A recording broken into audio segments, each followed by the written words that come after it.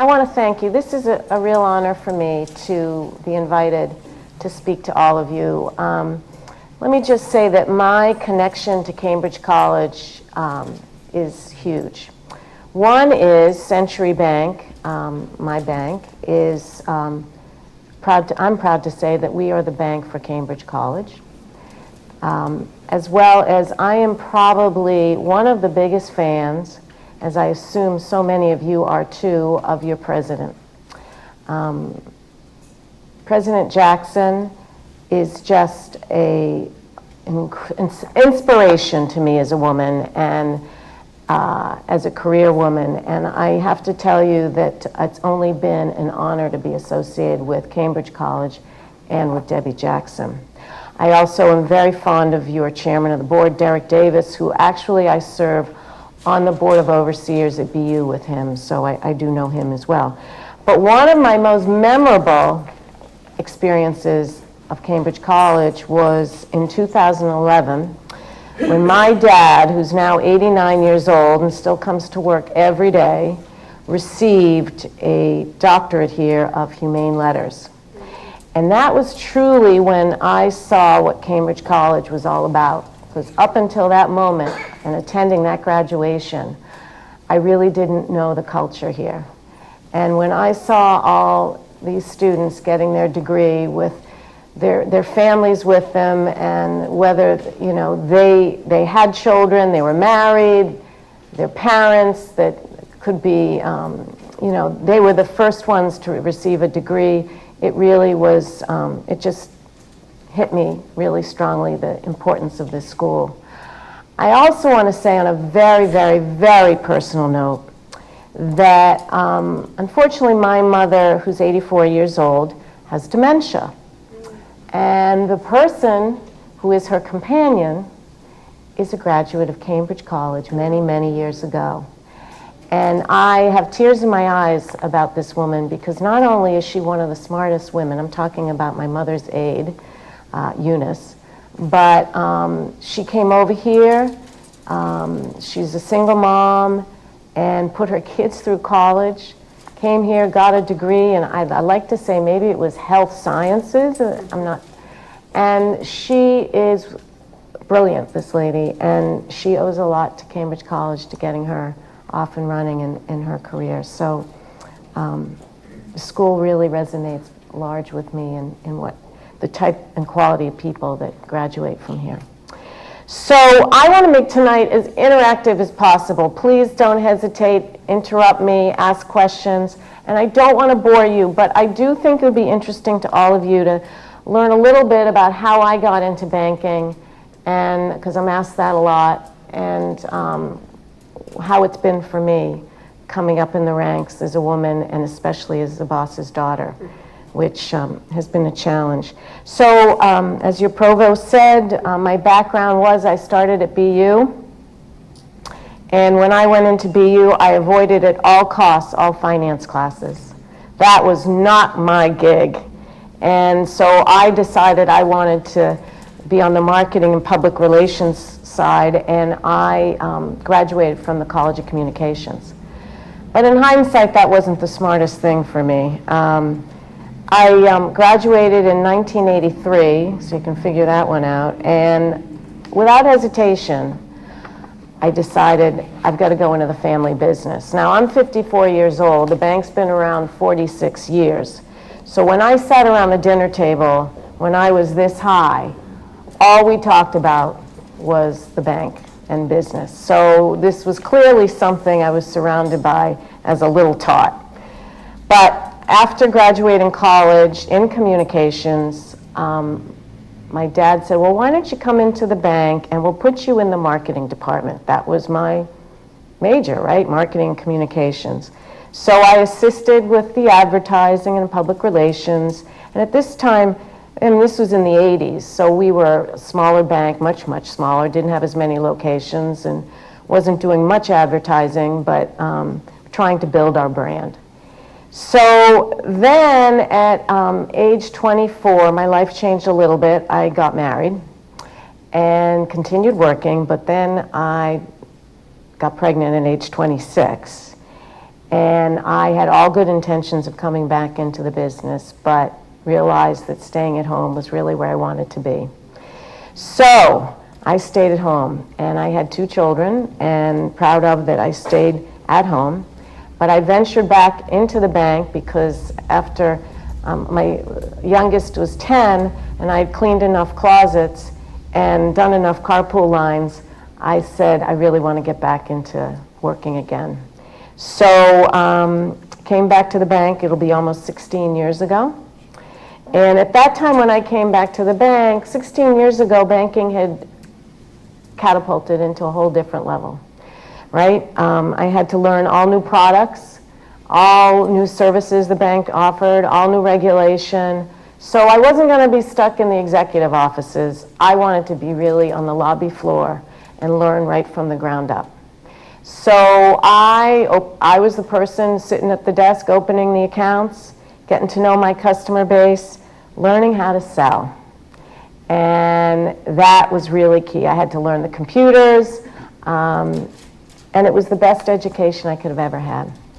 So after that, I realized that I could do this, that my favorite part about the banking business was dealing right with the customer. I wanted to stay on that lobby floor and get to know my customer base. And I guess I was pretty successful at it.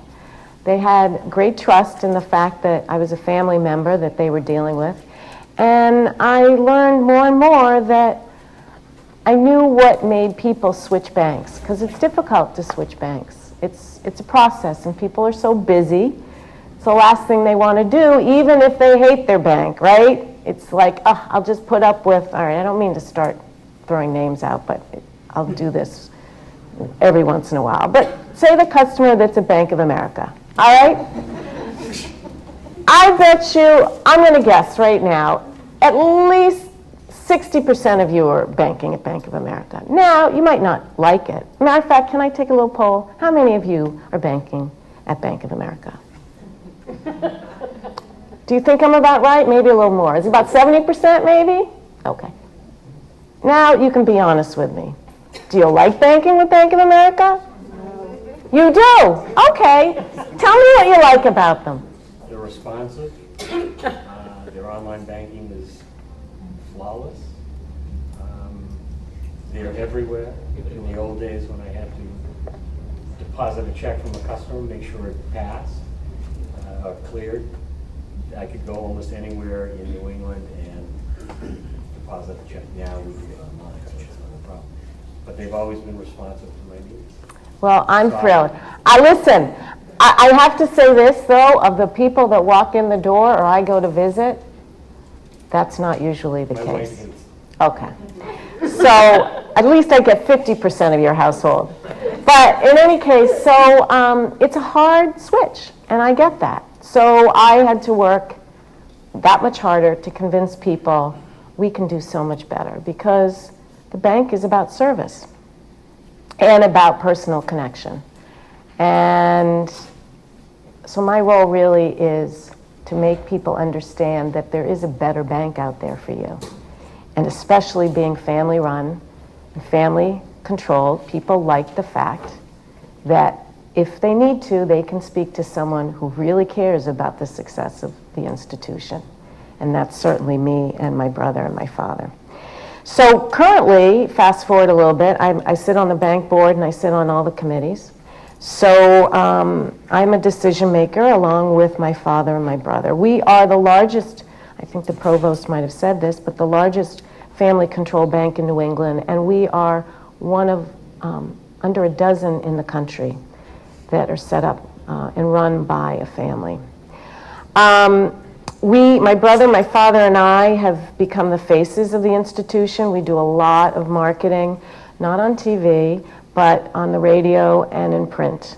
And that's really resonated to build our brand, as well as partaking in many community events. So, but I am truly the only family member whose office is right on the branch lobby floor. So all day long, I'm interacting with customers, or I'm going out and visiting customers. and my door's always open. So that's been a huge plus for my clients and for those that want to bank with us, because people want to access, if they have to, senior management. They don't want to deal with that branch manager that's here today and gone tomorrow, or there's just no loan officer there that they can deal with because they won't talk to me on the phone, in person, and that's where we really shine. I also spend a lot of time retaining customers. One of the biggest thing, and you'll learn this when you, and I want to hear what all of you do, maybe some of you are working currently, retention is my biggest goal in life. So when I'm, every year I take my 50 to 100 at least top customers. I make sure that I touch them in some way through the year. Whether I go visit them, I call them, I have lunch with them, I have to connect. And that's only 50 to 100. Hopefully by the end of the year I can reach up to 150 customers, me personally. And that makes a huge difference, because retaining your customers is what it's all about. It's a lot easier to retain them to go out than going out and getting a new customer. And I'm sure all of you will learn that in your sales. So let me just go back a little bit and tell you about the background of Century Bank. It was started in 1969 by my dad. As I said, he's 89 years old. He still comes to work every day. He drives from Newton to Medford every day. My brother Barry, he's age 60 and he's CEO and president. We are the 6th largest Massachusetts chartered bank in New England, and we are publicly traded on NASDAQ, which is the largest American stock exchange. We've always been profitable. We've always paid a dividend to our shareholders. And our present size, as you had mentioned, is almost $4 billion. So to give you an idea about that, JP Morgan, that's the largest bank at $2 trillion, so we're $4 billion. Number 2 is Bank of America, your favorite bank, which is a little over $1 trillion. You're never going to get out of there without taking my business card. And we're ranked as number 236 in the country out of 6,665 banks in the country. So, and we were ranked in the Boston Globe as being number 59 as the top 100 companies. 27 branch offices, and we service about 35,000 client households.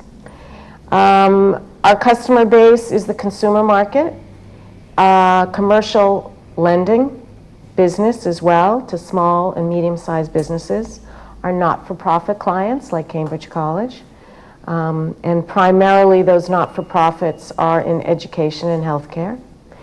And a third also of our client base is institutional services. So in many of the cities and towns you live in, we bank those cities and towns. So for instance, if you or your parents or whatever are sending in their tax payment, we are the bank that's collecting your tax payment. So we do that for about 200 municipalities in Massachusetts. We do it for cable companies. We do it for real estate companies. It's called the lockbox business. And we're quite good at it, and we have a great reputation in that business. So we're a full-service bank. We do everything that B of A does, from home mortgages to deposit. I'm just kidding you when I'm giving you a hard time. And so we do everything the big banks do. So our branding motto is our family's bank and yours. Let me ask anyone here work in a family business? No. Anyone come from a family business? Got it.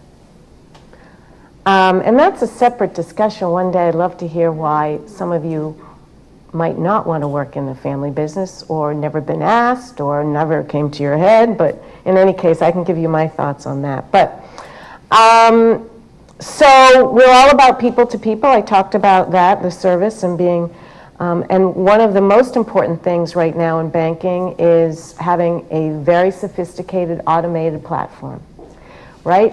I don't know how many of you use your phone to do your banking. But mobile banking is huge. We offer mobile banking. Any of you that work in a business or their family has a business, now everything is electronic, where you do not have to go to a bank anymore. You do not have to walk in a branch. You don't have to see anyone if you don't want to. But we still feel it is very important to have a branch bank, not only to build our brand, to see our sign, to drive by, to say, oh yeah, I just heard about that bank on the radio. Or you might have a question about when you fill out a mortgage application one day, or you have a problem with your mobile banking for some reason, or you want to apply for a loan and you don't want to do it online. You want to go into a bank and talk to a live person. So we believe still in the future of branch banking.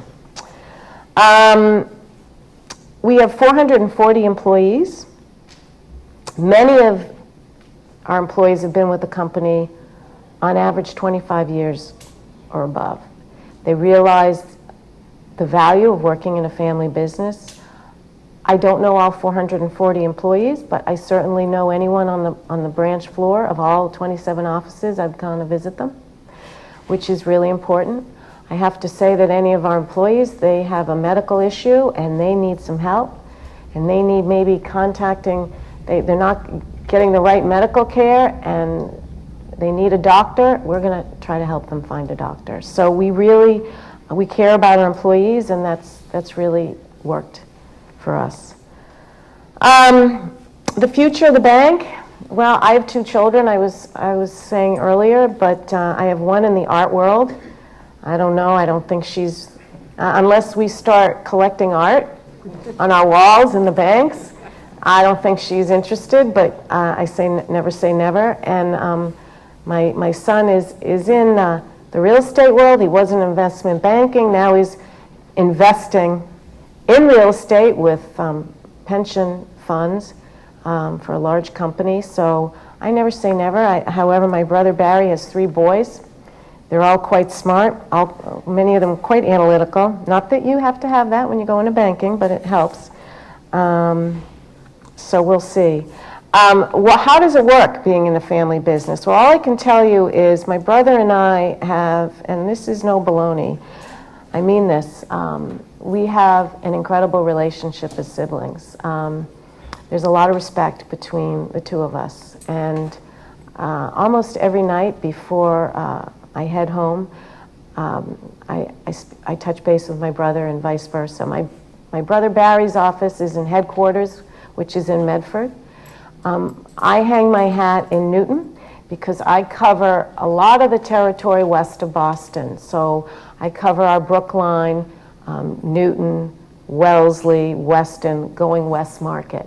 So I spend a lot of time on the road. I'm also back and forth to Medford almost daily to our headquarters because I serve on so many committees at the bank. And I also have to see my dad almost daily because it's not a day without seeing him. And as a daughter, as his only daughter, sitting next to my 89-year-old dad who's gone through every cycle since the Depression of banking and the economy, to learn from him and to sit next to him. And he is of sound mind at 89, and he remembers things that you would never believe. It's an amazing gift to me. I also want to say this, that my dad was not originally in banking. He came out of retailing. He was in the furniture business. His father, who was an immigrant to this country, started a furniture business in Somerville. And he got into the family business when he was a little kid because he used to have to carry mattresses up, double-deckers and put tags on sofas and price tags. And he got to know the finance business because people bought furniture on credit back then. And that's how he started to form this liking towards finance. And I'm not going to tell you his whole story because he deserves to sit here and tell you the whole thing, but his father, who was about this high, an immigrant, came over here in 1910 and was a very successful guy. He was hardworking, like I have most of you are, as well as I have a feeling your family is, and really worked very hard and developed quite a reputation in his community of Somerville, Medford. And he also decided to buy up some real estate. And one of the buildings that he owned had a bank in it. And the bank had folded. But in those days, I guess we're talking 1940, right after the Depression, the bank was beautifully outfitted. In those days, banks had, gorgeous vaults and teller lines that were gilded. And my grandfather turned to my father and said, "My wish is one day to put a bank back in that building, that space, because it was so gorgeous." Well, fast forward, my grandfather dies. And my father says, "You know what, I'm going to fulfill my father's wish." And he went to the banking commissioner, this is in the 50s, and said, "What does it take to start a bank?" And he got a lesson from the banking commissioner and said, "Son, this is what you do. And you get some investors together and you start a bank." And that's what he did. So he fulfilled my grandfather's wish and started a bank. And that was a long, long time ago. And that bank eventually ended up winding down, but he wanted to open up a commercial bank. He grew up in Somerville, and he felt that Somerville needed a hometown bank. So in 1969, he did the same, went back to the banking commissioner, said, "I want to start a commercial bank," because he had started a co-op bank in his father's building, and he was given all the requirements, and that's when May 1st, 1969, he started Century Bank. So that's a little history that I thought you might just like to know. So we are a family bank. It's very important. So one thing that is important about us is that we have a very centralized decision-making process. So my brother Barry, who sits in Medford, signs off on every loan, and every loan from $1,000 and up. It's critical to know your customer, and that's where the big banks don't really, they fall short on. And so we really keep track of who our customer is and make sure that we're fulfilling the needs of our client base. Every 2 weeks, our management team, it's not just about me, my brother, and my father. We have an extremely strong management team that we meet every other week and set the course of our future. And we believe very strongly that our brand and the value we bring to the communities, we want to stay independent. And when we do so much business with the not-for-profit world, but part of our philosophy is if not-for-profits are banking with us, our duty is to give back to them, right? So it's not just about writing a check, it's about showing up. It's about partaking in what they do. And so my brother, myself, and my father used to do this all the time. In the fall and the spring, we're out 3 to 5 nights a week at various events, getting to know the community and getting to know what the not-for-profits do that we help stay in business and be productive.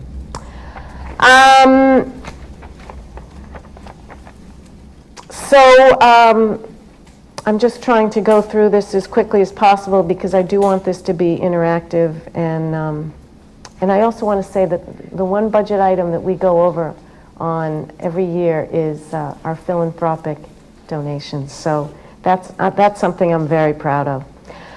You heard what I'm involved in. Any of you that go into banking, all I can tell you, if you want to be successful in the sales arena and dealing with customers, you got to be out there. So the more you're involved, the more you network. That's what I do all the time.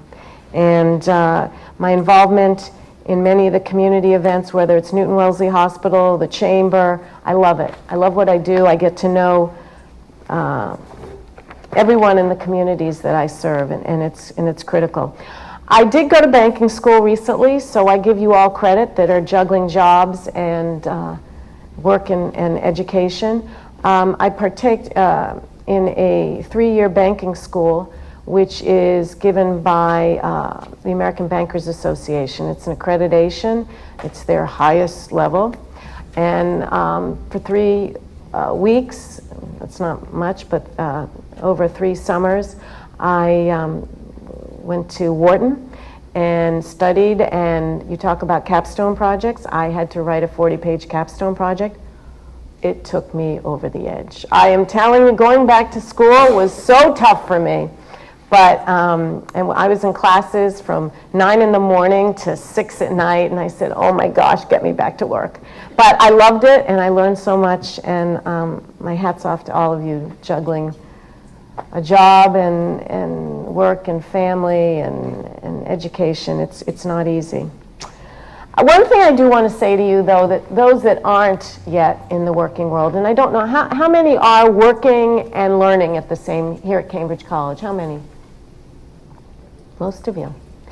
So many of you that are working probably have been put in this situation, but I do want you to know that one of the best lessons I ever learned was no question is dumb. So when I sit in a meeting, and especially when I came back 15 years ago in the banking world, I was a little intimidated. First, I was the boss's daughter. Second of all, I felt like everyone sitting there was testing me. Maybe as a woman, maybe as the boss's daughter, maybe as just being mean, I don't know. So I had to really prove myself. And the best lesson I learned was, after the first few meetings of feeling this high, is that's enough. I gotta ask questions. And 9 times out of 10, when I ask that question, that everyone in that room has the same question, but they didn't want to ask it because they didn't want to come across as dumb. So I have learned the more questions you ask, the more successful you become, especially when you're dealing with customers, because they want you to ask them many questions, because that shows interest and care for what they do. So that's one of the best lessons. And the only other thing I'm going to say, and I learned this a long time ago, is no means not now. And 9 times out of 10, when I try to prospect and I go out and try to get new business and I get a no, no means not now. So that's one of the two great things. So I brought some statistics for you guys, and I don't know how many are here, so I don't know if I have enough handouts, but I want to talk about women. And banking is truly a great area for women. I want you to know that, you think that's the truth? What's funny? Will you share the joke? I'm talking about women. I said, let's leave. I need to leave. No. I'll get to men. And I'm just going to pass out, I don't know, maybe, I just wanted you to see this graph, because here at Century, as I said, we have 440 employees, 440, and 66% of them are women. So more than half, I'm going to give you 2 so that, and I can pass, we don't have, I hope I have enough. If not, we can share, right? And don't leave, please, and I'm going to watch you and make sure you never get up while I'm talking. Kidding. You're in trouble. So I just want to show you this, because I know here at Cambridge College, you have more women. So, and all I can tell you is my dad has said many a time that women make fabulous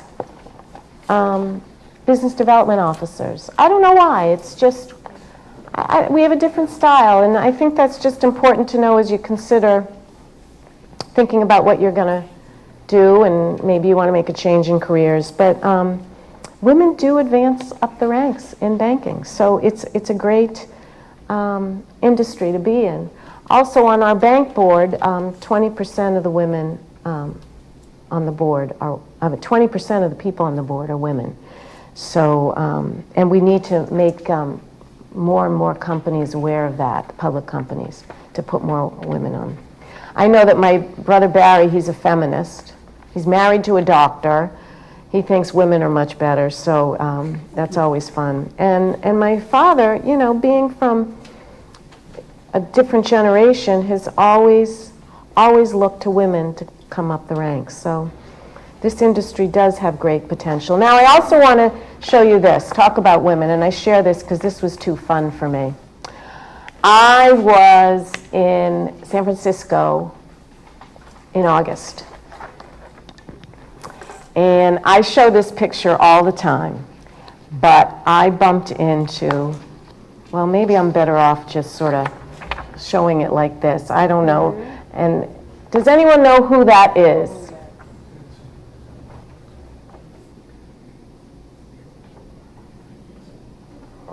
I have another here. You can hold this. Will you hold this up for me? And this, so this side can. Anyone know? And if you do, shout it out. Obviously, I'm on the left side. This was this August. I can pass them around. I just don't know if I have enough, but here. Pass them right around. Now you have my picture, too. Anyone know?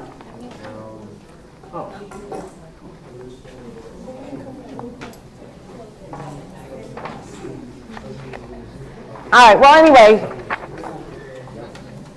want to say who it is? President of the Federal Reserve. Right. Right, and what is she? Did everyone hear who that is? She's chairman of the board of the Federal Reserve Bank. Okay? Ever heard of Janet Yellen? No? She sets all of our monetary policy and interest rates. That's right. So I bumped into her. Now, for me to bump into her is like for you to meet, it was like my rock star. I couldn't believe that I could see, but she's a woman, and she's running monetary policy. So I bumped into her in San Francisco. She was on vacation, and it was really a highlight for me. So I just want to tell you a little bit about that. That was my highlight in August. So, what can we talk about? What questions would you have for me that I haven't covered and I'd be happy to cover? Anyone have anything in particular? I have a question. You mentioned that your grandfather is an immigrant. Can you elaborate more in like where he's from and where you Isn't that nice of you? Yeah, he's from Russia. Came on the Megantic was the ship he came over on. My brother Barry's really the historian. He loves these facts. As a matter of fact, we have a picture of the ship he was on in our headquarters. But he didn't speak a word of English. And when he came over here, and he learned fast. And why did he come here is because, of course, why do most immigrants come to a certain area? Usually they have family members here, right? So that brought him to Somerville. And his family had started a retail furniture business, but he ended up starting his own. That's his story of family business. I guess he decided to go off on his own, but he was quite a man. I wish I knew him. And he set, quote unquote, my dad's moral compass. You know, it was about hard work, and my dad has some funny stories about how tough he was on him, but my dad used to have to go out and do the collecting for him, you know, and sometimes that wasn't so easy. Not everyone paid on time, and he tried to toughen him up all the time. But that's a nice question. Thanks for asking, for your interest. If you wasn't the boss's daughter, do you think the opportunities to move up would still be there for you as a female banker? Yes, I do. I really do. I think it takes time, and I think anyone that really wants to move up in this industry, the best way to start is right on the ground floor. Teller, best job. You'll learn everything. A teller is such an underrated job, it bothers me, because it's a huge responsibility. Huge responsibility. And you have the most contact with the customer base. And it's just an underrated job.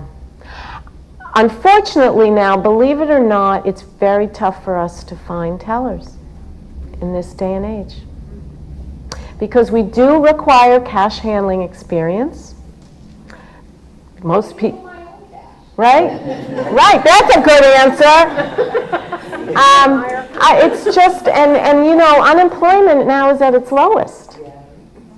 So it's tougher and more competitive for us to get tellers. Sure. When I was a teller in 1978, they used to pay us $2.50 an hour. I assume that has improved in the meantime. Yes, yes. We're above minimum wage for sure. Absolutely.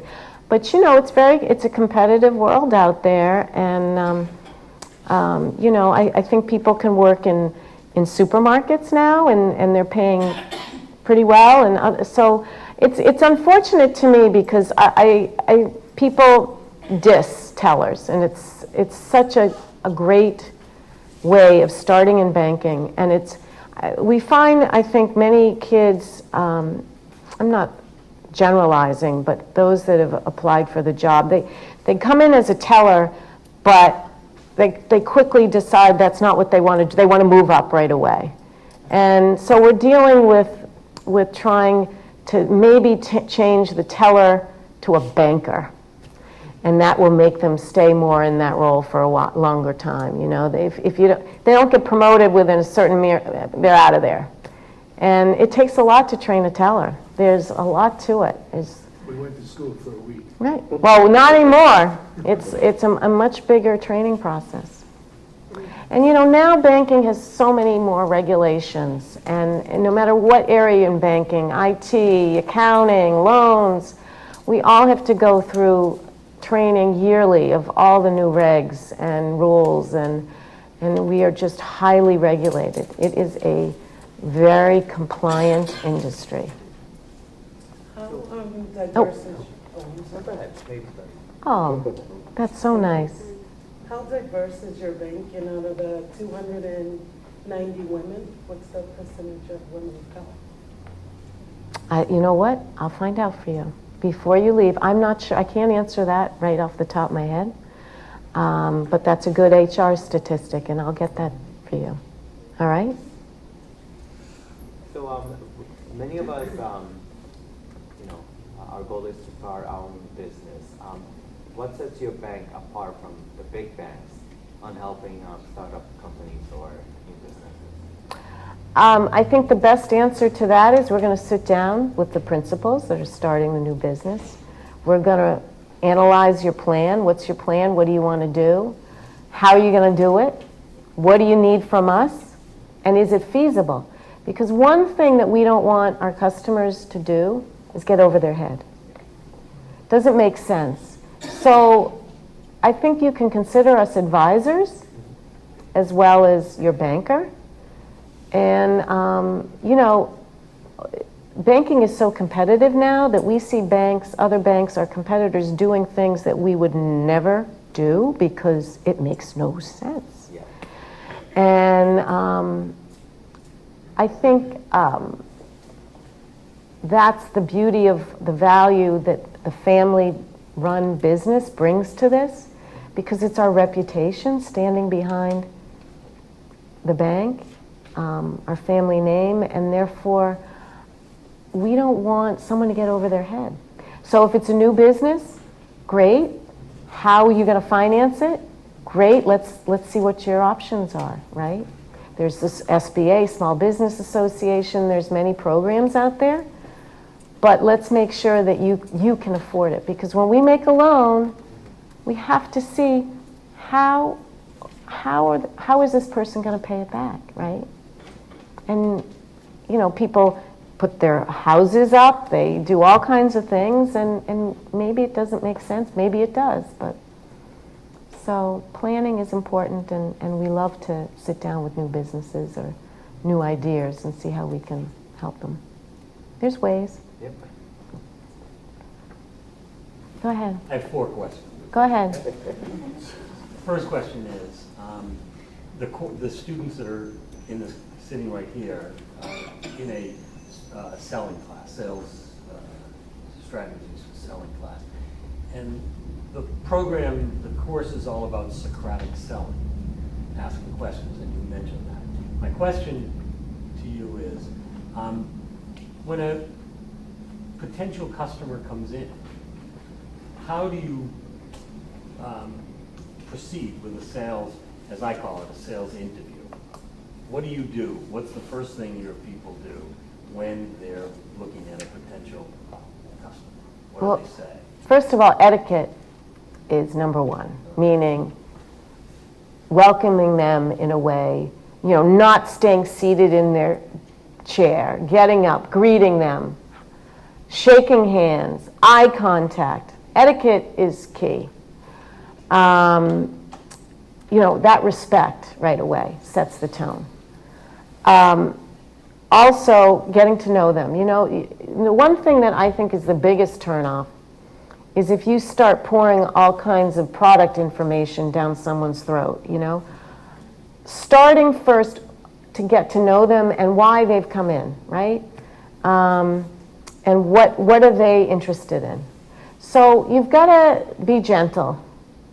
And I hate the hard, I can't stand it when I walk into a retail store or somewhere and I'm just beaten up, I walk out, right? You've got to show interest in what they want and give options. Not everything fits in the box for people, and that's where I think we shine, is we'll tailor make it, where a lot of times the bigger banks can't. You have to fit in their box. So, and it's about respect and trust and giving them the time.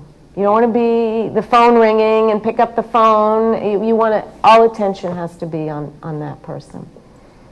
You also have to let them in on you, and tell them about the company and the bank and make sure they feel comfortable about doing business with us. But I think just showing just interest and letting them speak. Don't interrupt them. Because people, they want to be heard, and just don't interrupt. And those are some of the things that I always think about. And eye contact is huge. And don't be on your cell phone. And don't, there's many, I've just learned over the years what seems to work. And also, your presence is huge, right? You have to look kempt and together, and that makes all the difference. It builds respect between you and the customer. Second question, if you have the statistic, of the potential customers that come into the bank at the various branches, what's the percentage of, if you will, closes in it? And for those who don't know what I'm talking about, if 100 people come in the bank over a course of whatever, how many of those people end up changing banks or becoming a bank, Century Bank customer? Okay, I'm going to speak, can I speak individually? I would say that, as I said, no means not now. They might not become my customer today, but it's funny, in a year, they could call me and say, remember you called on me, or remember I came into the bank and I was looking for a change in my relationship and I just decided not to. I just got really ticked off at my bank that I'm with right now, and I'm ready to make a change. I've just had it. Or my child just got accepted to college, and she or he needs a, do you offer a student credit card? Because I want my kid to start building some credit. Or, and I figured this would be a good opportunity at a local bank to have the credit card. It happens all the time. So if I put percentages, I'd say I'll be realistic about that. I'd say 80% of the people that I come in contact with End up as a customer. At some point in time. That's excellent. My third question. As a part of a family-owned business, and the reason why I ask this question is there are not a lot, but there are a number of students that come through our doors who are either going back to family businesses or have started and their parents wanted them to learn some more skills. What would you say is one of the hardest things you had to overcome as a family member in a family-owned business? Well, okay, so I've already said being the boss's daughter for me was number one. But other than that, I guess the politics. Sometimes people will try to work me or my brother in a way, thinking they gotta be nice and you know, sweet talk and that. And I know a phony right away. You know, I can read it right through their eyes of when I'm getting a song story, you know, and I guess that would be something else when, you know, people try to rub elbows with me in a way that's to get something accomplished that we've already talked about in committee, yet they're politicking on the side. Doesn't sit right, you know, bothers me. The last question, and you know what I mean by that? You sort of understand? Yeah. The last question, which sort of camps on Louise's question. In our capstone. Oh, that capstone. Oh my gosh, you didn't ask me what my capstone project was about. You want a fifth question? I'll give you a fifth question. Okay. The question is, in Joseph's class as capstone, some of the students will do a business plan. How important for small businesses who come to your desk or to your bank to ask for loans, how important is that? What kind of credence does that provide for you and your loan? It's critical, especially for this gentleman who might want to start a business or is starting a business. You got to have a business plan. You have no plan, you're not going to have a business that's going to run smoothly. So now I lied. Here's the fifth question. Is it about my capstone? Oh, God. I tell you, that's my sixth question. The fifth question on the business plan. What is most important for you, for your bank, to look at in the business plan? Okay, so I'd say two things. First of all, who's running it? Okay, so the staff. Management. And second of all, what's your pro forma numbers? Meaning, where do you see your company in 5 years? Let's say 5 years, 3 to 5 years. What do you think your bottom line is going to be? And how are you going to get there? What's your marketing plan? Sixth question. Your capstone? Yes, my capstone! Did you do a capstone? I did, and I have to tell you, my capstone was 40 pages, right? So I graduated in 1983, and I remember writing a capstone in college too. Every night, what I would do is after 5 o'clock when the bank was closed and everything, what was beautiful about this is that we had deadlines. So, you know, first section was due this date. I don't know if that's how, next section. So that was beautiful. But of course, what would I do? I'd always be asking for extensions on my deadlines. But in any case, getting back to writing was just really in a thesis type form. But I have to tell you, I was so proud when I was done, because what my project was on was building our trust business. We now are developing our wealth management department, which, to explain to all of you what that means is, we are going to take people with assets and invest their money, as well as make sure that they plan for long term, for when they're not around anymore and the assets are left behind to their beneficiaries. How is that going to be managed and run? And so we are building this department. And so I did this capstone on building our wealth management department. And how am I going to implement it? My business plan. So anyway, I did get a grade and I did do well, but that was sort of fun. What else? Any specific questions about banking? Go ahead. We all know that now technology is becoming Big. very great challenge to banking, and every banking is going on e-banking now. So with your banking setups, for instance, I'm with Bank of America in USA. What I love about USA is when I use a different... You use a credit card with US Air. Yes. So when I use, I get a rebate because my bank Sure, is you not get in- points. So what is Central Bank doing differently? Like for instance, if I have your bank and I'm in different states, and I get charged exuberant for those banking fees, do I get a rebate as a customer or? Okay, good question. So we do have certain accounts. For instance, our debit card is worldwide. You can use it no matter where you are. Certain accounts, depending on the balance you keep, we rebate a certain amount. Some accounts we have, we rebate all of them because of the balances you keep. Students, we rebate $15 a month on debit card, ATM withdrawals, okay? Debit card you can use unlimited, right? So that's when you go to buy something and you use your bank card, okay. Credit cards, we offer through a third-party provider a Visa card.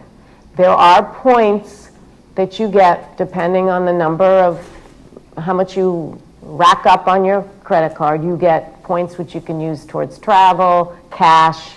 There's a whole, menu of choices.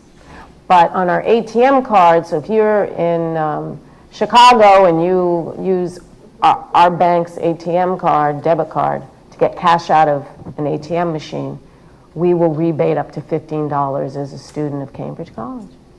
And my follow-up question would be, you made mention that the teller, like those entry-level positions, one thing we all know about minimum wage and how to keep household, which is becoming very challenging. So as a teller in your company, as a vice president, how do you advocate for me for my money to go up so that I can be with your business and other advocacy that you do so that maybe the entry level for every banking can meet that quota of people who can survive not working 3 jobs, even because I know some tailors have to do 3 or 4 jobs in order to keep going. Right. Well, it's also about experience, right? So you come in and, I can't even quote to you what our minimum teller starting wage is. But, and then as experience, you get promoted, then hopefully maybe you'll get to be head teller, and that's nice. So I'm not quite sure I'm following you on how do I keep track of that? Well, HR, our human resources department, will keep track of a person's development. And as you get more experienced, if you're brand new to the teller world, it's going to start at our, teller level, and then you can move up.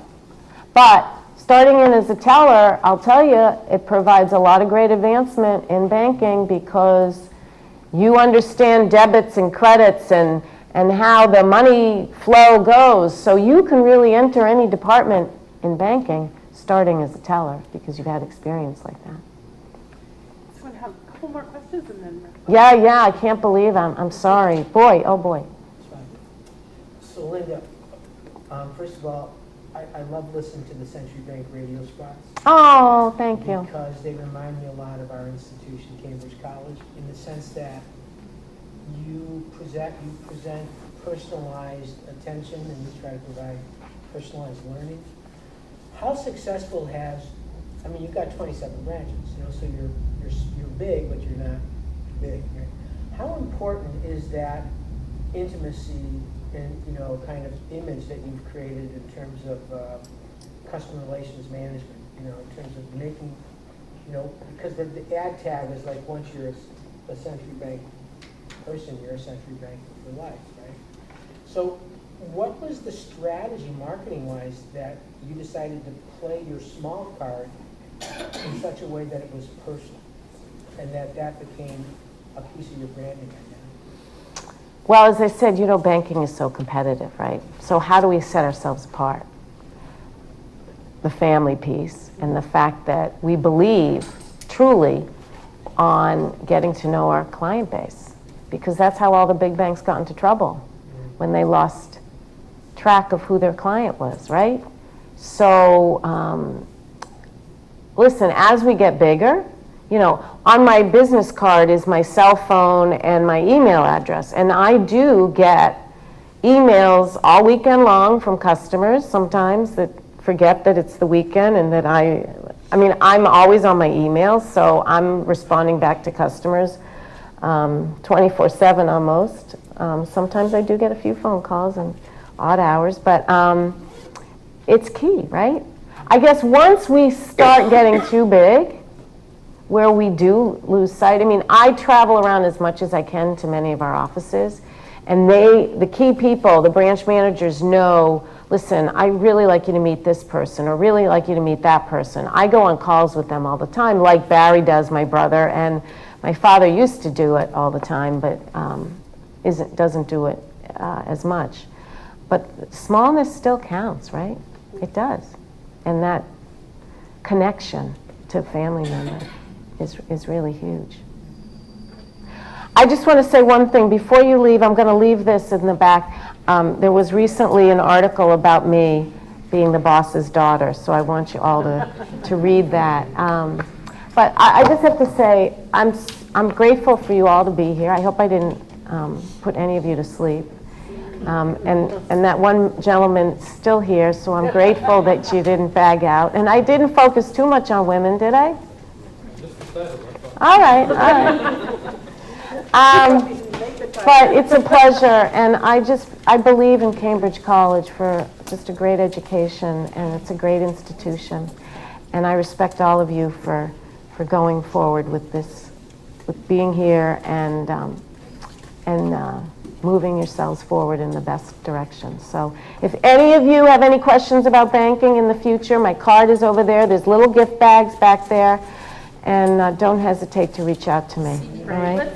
Oh.